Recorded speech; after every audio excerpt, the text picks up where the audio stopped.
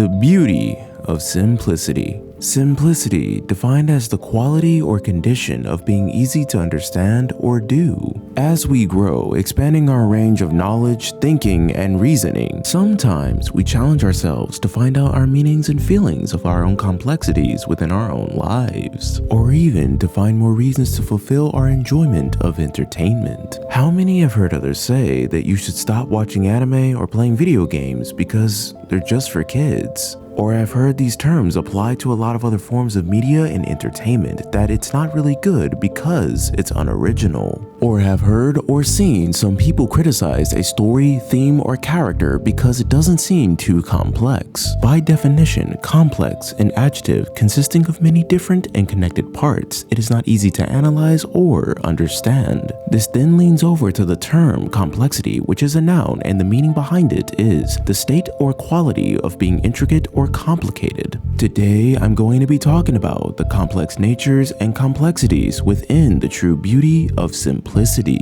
and show its impact in the realm of media and entertainment, specifically anime and manga, and its overall impact in life itself. To start this off, I have a question for you. Yes, you, the viewer. The question is, whenever you think of something original or think of something simplistic, what does your mind immediately picture? It could be from anything from food, stories, gatherings, memories, exercising, art itself, or something just as simple as sleeping or waking up.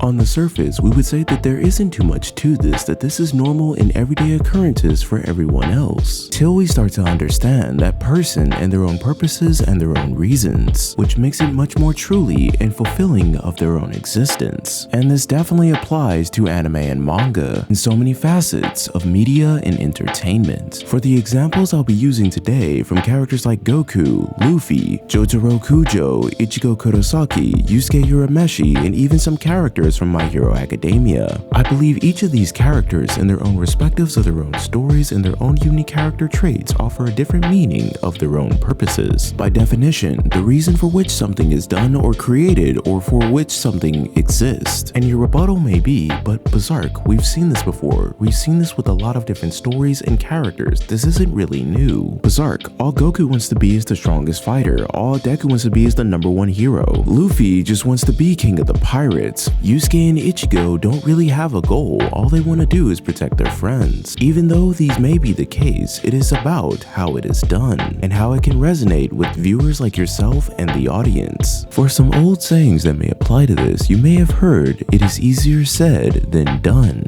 And personally, one of my favorite ones, you must follow before you know how to lead. Or another old saying goes, you must learn to walk before you can run. Regarding my statements, you may be wondering now, what do these sayings mean or entail for the whole idea of complexity and simplicity within anime and manga? And how do they impact these respective stories and the characters within them? How is this unique, creative, or original and different from other stories that we've seen previously? As I stated previously, it is the purpose, but also how and why, and the reasoning within their own purpose, and even the true idea to why it's the focus within the story. So now, let's start off with some examples. The purpose for One Piece, or the main character, Straw Hat Luffy, or just the pirates themselves, is freedom. A certain example of this would be from the main antagonist of the arc of Dressrosa, Doflamingo, after his father renounced the title of being a world noble and to just settle down and have a normal life amongst commoners with his wife and 2 children.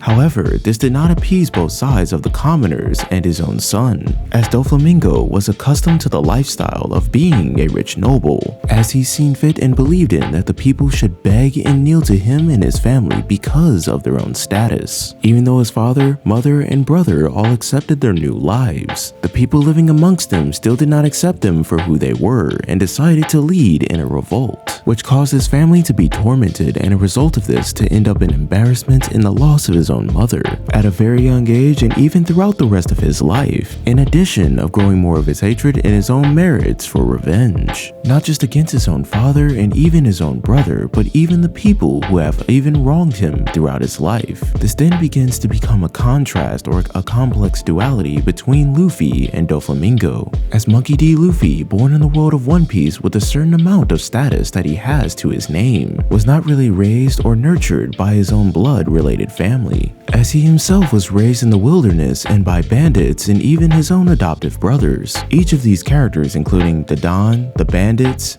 the townspeople, Shanks, and his own brothers of Sabo and Ace. The main driving contrast within this is Luffy's own loyalty to his friends and his family, as they have protected him and impacted him from the beginning steps of his own journey. To go more in depth on Luffy's side, in the beginning of the Romance Dawn arc, when the bandits arrived, poured beard on Shanks and even made fun of his pirate crew. After some time, once the bandits leave, Shanks and his crew just laugh about it, as if it was nothing but just like a joke. This, however, enrages Luffy and he criticized Shanks for not being a real man. Shanks then tells Luffy that he just poured beard on him, that's all, so it wasn't really a big deal. However, once the bandits arrive again, Shanks and his crew are nowhere to be found as they are on a voyage for some time. However, they then arrive right on time to seeing Luffy and the townspeople being terrorized by the bandits. As the confrontation starts to open up and get a lot more heated, Shanks then opens up a statement after a bandit says this was none of your business, as the saying goes, and has an effect on Luffy throughout the rest of his countless battles and journeys. Shanks then says, listen up,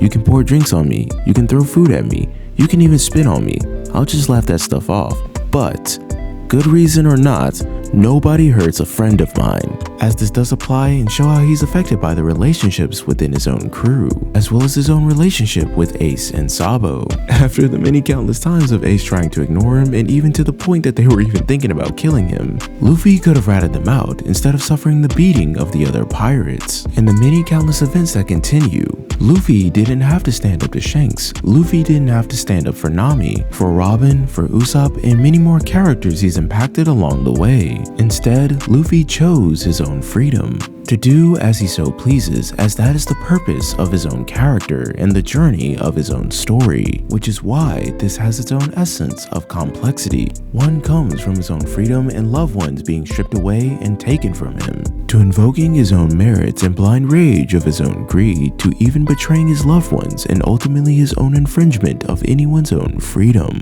while the other was alone and had found certain similarities into others, as he was nurtured and fundamentally understanding what he believes is true freedom. As he's put his faith and willing loyalty and friendship within them, they respond with faith and trust within him, as this arc and duality between them relate to the true message and meaning of One Piece. No matter what someone may take away or bend the rules to keep you hindered or even infringe upon you, you still have the choice of your own freedom of who you truly want to be. As this then cuts over to a prolific story that I've talked frequently about on this channel, into the story of Dragon Ball. As most already know the general story of the series, following the main character's son Goku, as his friends and fighters alike join him on adventures and journeys to expand their own fighting techniques and capabilities. Also witness son Goku become one of the best fighters of their time. One of the major things or themes and messages of the story of Dragon Ball is the pursuit of true strength, or as I stated, the pursuit of your own happiness. One arc or saga within this story that I think really echoes within these themes that I believe is done so prominently is none other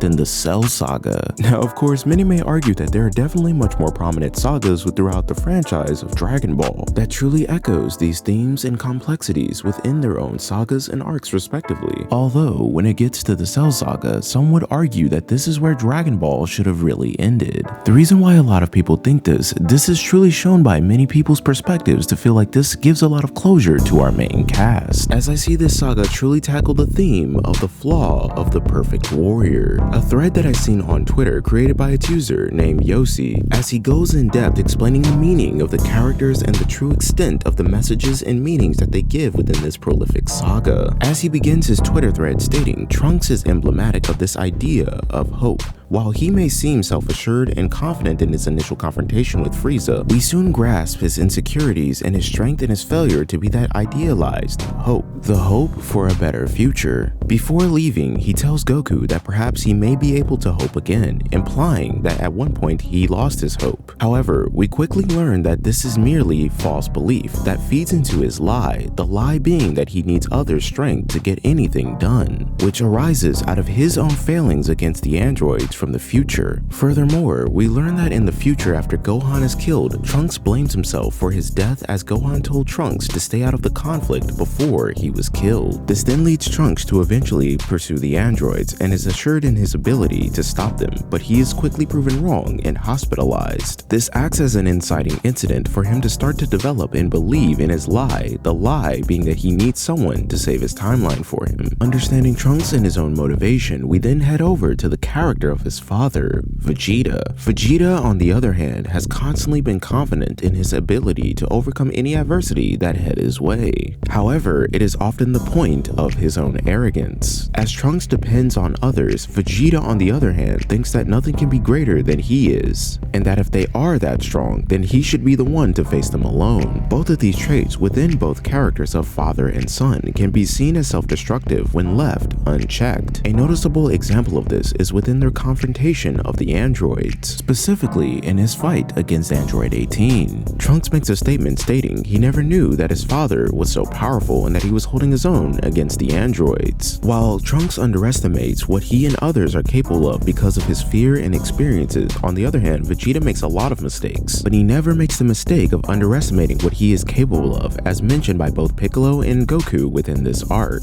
As for Goku within this saga, he represents a balance of each of these traits. Sometimes he knows when he is in over his head, but he never underestimates his own power, all the while being able to trust in the strength of others. This, along with his tenacity, is why he has made it so far. This then switches over to a well-known favorited character known as Son Gohan. Gohan is a character who has persistently struggled with his confidence and resolve since his inception. During the Cell games, Gohan is unknowingly thrust into the conflict with Cell as a result of his father's wishes. The only problem here being that while Goku has faith in Gohan's ability, Gohan doesn't have belief in his own ability and doubts if he is even capable of stepping up to the plate.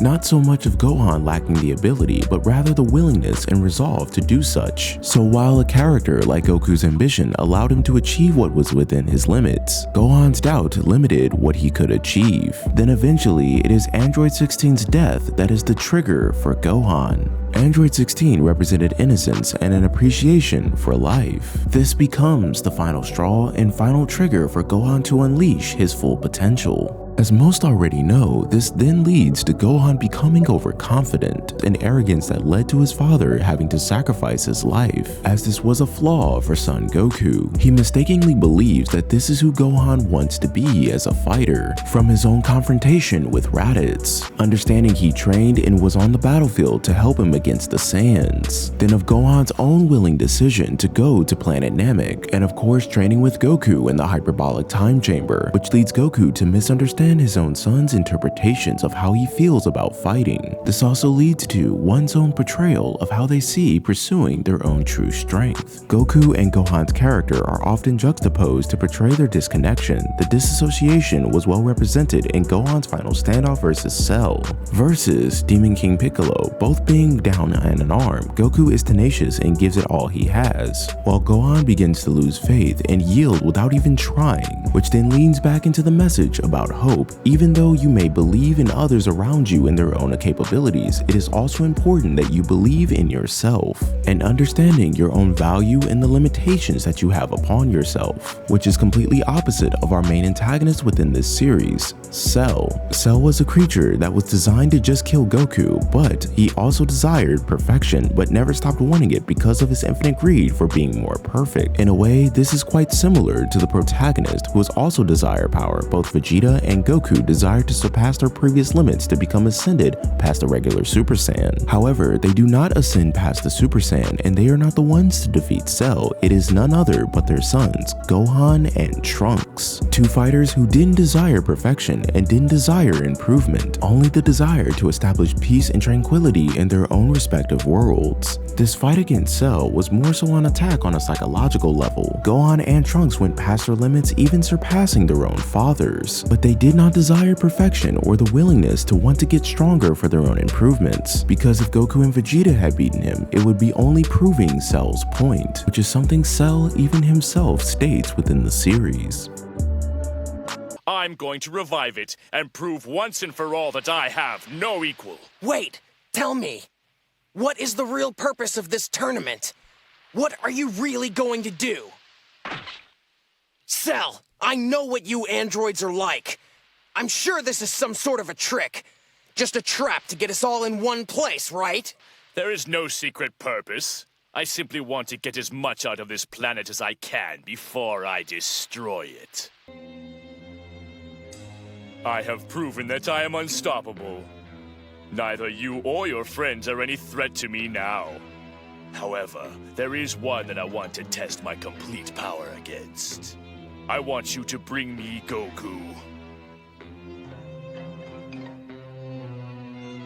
This tournament is sure to be a guaranteed hit. Everyone will be watching me. I just can't wait to see that look of panic and fear. That's it. That's the look.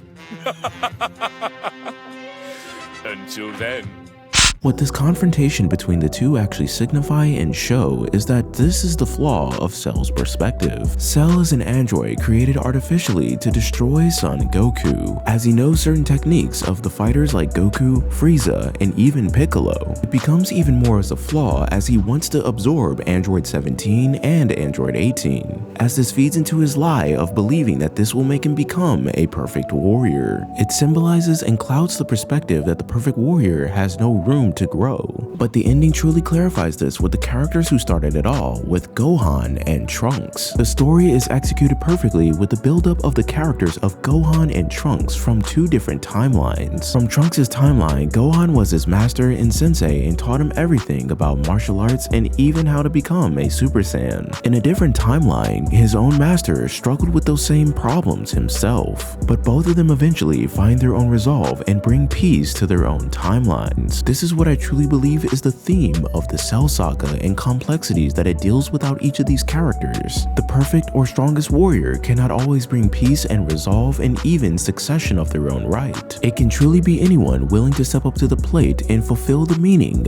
of hope. Another story that I believe deals with a lot of complexity of its own narrative is none other than the story of JoJo's Bizarre Adventure. Hirohiko Araki's story of JoJo's Bizarre Adventure is a highly multifaceted story of journey and fate. A character that I know is not quite well received within this franchise is none other than Jotaro Kujo. As for myself, I've seen a lot of people quite literally say that they are not fans of this character, or especially part 3, which sounds more so like a video of its own. But I would like to truly explain why this part is very intricate, and even though some people would consider it to be boring, what makes Jotaro an actually compelling JoJo. For as most people's complaint is that he doesn't really have a lot of emotions, or he seems pretty much expressionless, and obviously to some, unrelatable. I would like to automatically say within this video that just because you cannot relate to a character does not then mean that that character still can't be done very well, because as other characters around him show a lot of emotion, including his grandfather, Kakyoin, Avadul, Polnareff, this then makes it different and completely complex. For having such a straightforward and linear main character, it actually gives a lot more room to other characters to be explored, even more so of the world around them and the stand techniques that take place. As Jotaro's character is actually an inspiration of Clint Eastwood, and even a reflection of Japanese rebellion culture. I even think some people also forget that Jotaro himself also is a teenager, so when people say that he doesn't show a lot of emotion, I feel like this isn't really true, because honestly, that is truly the complex part about Jotaro. I mean, for even a good example of this, after his battle with Kakyoin, he starts to realize that Kakyoin himself may have been mind controlled, so he ends up taking the rest of his own life to save another. others. Even after saving his life, as he puts on a cold and brash attitude as he always does, we actually see that he actually does have quite a lot of emotions. This is even showed and relayed throughout the ending of part 3, and of course throughout the other parts of part 4 through part 6. And from other JoJo's of the story, experience these kinds of fates and twists amongst their own journeys. The true theme of JoJo's, as it is pretty much hard to pin down. Though you are born with a fate and destiny of your life that you've never wanted or asked for, regardless, you can make the most out of it. But understand your purpose and where you need to go moving forward. This is even somewhat similar to the characters that I'm going to bring up next of their own respective stories of Yusuke Urameshi from the story of Yu Hakusho, and of course Ichigo Kurosaki from the story of Bleach. These stories would often be juxtaposed between one another, as they both show various similarities of their main cast. But I would say two key distinctions that are made within both of these series is the setting and reasoning of these characters. Yusuke was very much known for being a delinquent, where Ichigo would be quite the opposite, as Yusuke becomes a spirit detective by saving the life of a young kid, as this enlightens his own perspective of how he sees others actually feel and actually see him as a person. Part of the reason to why he is trained by Genkai, which she brings a lot of resolve and reason for him for his bigger fight with the younger Toguro brother.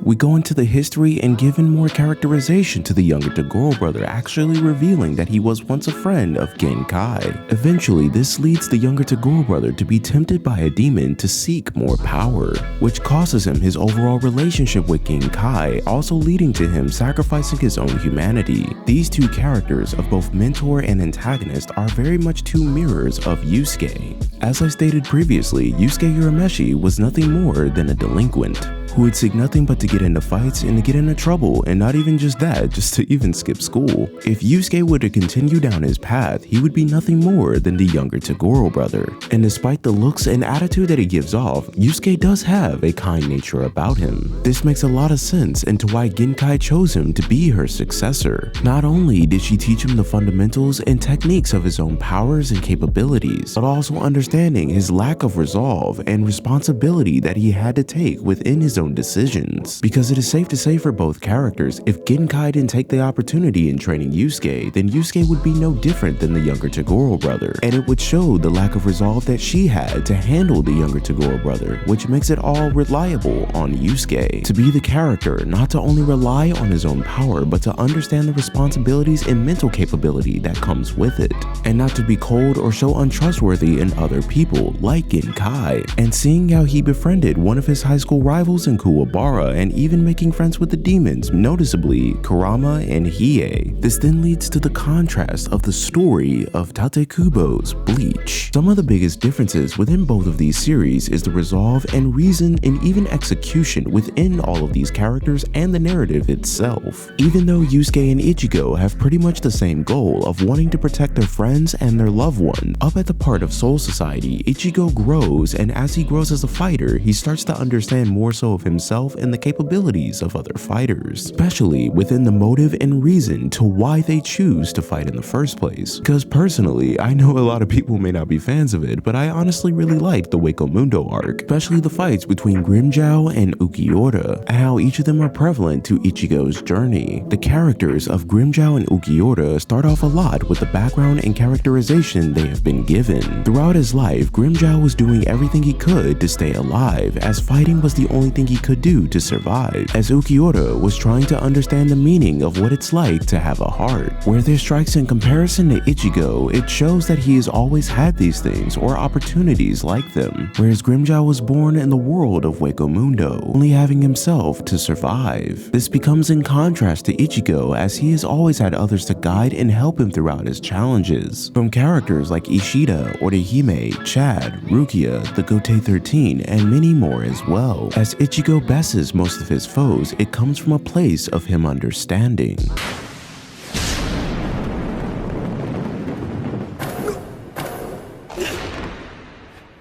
Warina, Grimmjow.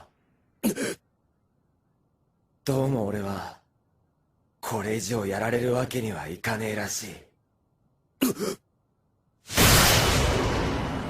Ichigo understands the overall thrill and tenacity that Grimmjow has within fighting, but understands that he needs to use this as a way to protect Orihime. As Ichigo's driving factor to why he wanted to protect other people was because of the loss of his own mother. From Orihime losing her brother, from Chad losing his grandfather, and from Rukia losing her captain. This becomes the main reason and driving factor for the other characters within Bleach. And in the case of Ukiura, finding the meaning of what it's like to have a heart, as he converses this a lot within the character of Orihime, and even says to Ukiura that he did not want to win this way, by becoming of something with no heart. The themes within both of these arcs and stories talk about understanding who you are. We all have needs and goals of our own that we want to aspire to, but we should understand the limit of how far we're willing to go so we do not become too corrupt. Which then leans over to our last example that I will be talking about within this video, the story of My Hero Academia, as this is probably one of the main examples that people like to use, as this seems unoriginal or not as complex. And I've seen this quite frequently where a lot of people criticize the characters and the decisions that they make, but the examples I want to use in this video are none other than Bakugo, Todoroki, and Deku. The story of My Hero Academia begins with the saying that people are not born equal, and it is very much set for the UA students and mainly these three in their own journeys. As Deku struggles with understanding the responsibilities of knowing his quirk,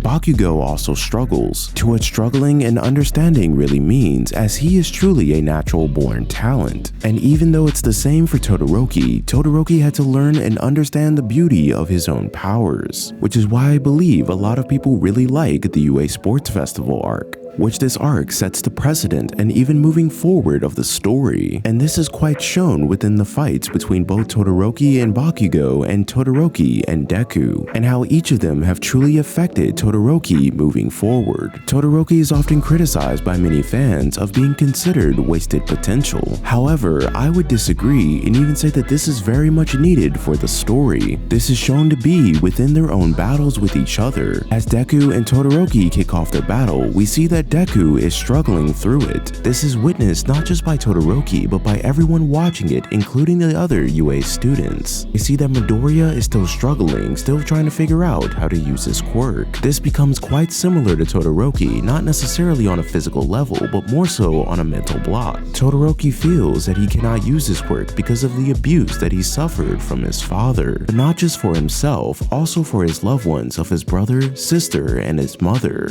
And Deku gives him confidence and reassures him that it is his quirk and not his father's, which then causes Todoroki to feel a little bit confident enough to show himself and break out of his shell. This then leads to the defeat of Midoriya, but overall, his impact did not go to waste. After this fight, this then feeds into the ego of Bakugo. After seeing him release his full power against Deku, Bakugo wanted the same fight. But as their battle started, Todoroki did the exact same thing as he did with Deku, was hold back his full potential. But as Kachan kept pressing on and not holding back himself, Todoroki was tempted, but he eventually regressed back into his shell after seeing how Bakugo was none other than the same as his father. He seen how Bakugo was treating him within this fight and realized he couldn't go through with it. This truly does become complex in its own right, as it really tackles what really makes a true hero. Although I would say the story has progressed so far since then and has introduced us to new characters such as Lemillion. If I remember correctly, I remember there was a time where a lot of people felt that he deserved One for All over Deku, when he himself won over the audience by showing more so of his struggle and what he was incapable of, which led public perception to perceive him as the underdog who exceeded his own expectations, whereas Deku just struggled to learn the strongest hero's quirk, which leads to in its own right of its own complexity, because of how these characters shape themselves to live up to the expectation of possibly being the #1 hero, as they all looked up to one guy, that guy being All Might, as he has set the precedent of what a #1 hero can be. The true takeaway and main theme within this story: we all may be born unequal and have problems and struggles of our own, but that does not mean that we cannot find succession within our own right. So you may be asking now, well, what does this truly mean about simplicity and the beauty of it? If you truly made it this far, the point that I've tried to make within this video is that everything or every other story truly truly has complexity. Or whether you like these stories, characters, or symbolism shown within the animes or not, the overall point is that everything itself has complexity. It just depends on yourself on how you value it. From my perspective, as a fan of different mediums and genres of anime or even entertainment, others may find certain similarities within this point that I'm about to make. I've seen where people, whether they're valuing or judging a series, would say, well, it's not as good as this one because it's not as complex. To me, this sounds more so like the illusion of complexity, or the complexity within the series does not resonate with them, nor do they think it is better than another story. This usually aligns with certain narratives, for example, like Hunter x Hunter, Monster, Berserk, and of course the classics of Death Note and Code Geass, and a couple of underrated ones that I like to throw in there as well, like Ergo Proxy, Psychopaths. Some may ask, but Bazark, despite all of these names, why do a lot of people beloved these series more than others? Because these stories tackle a lot of realistic and complicated things that we may talk about every day within our lives, and that may even be seen as controversial, such as things like war, crime, and politics, and even as going far as establishing itself within its own political systems, and even philosophical and hypocrisies within humanity. The reason why I say that this is quite literally an illusion of how complexity is used is a lot of people believe that complexity means that it has to require a different higher level of thinking, because someone wanting to become the strongest warrior, the Pirate King, Hokage, or the Wizard King may not be seen by some as ideal or very much realistic. To truly understand the value of how good a message, theme, narrative, or character may be, the real truth is, within a narrative or story that you may enjoy, complexity within it is truly what you make of it, and with how each of these stories can represent, redefine, and even relate to a lot of things in real life, because nothing is truly absolved of being complex. How you truly want to evaluate it is honestly up to you.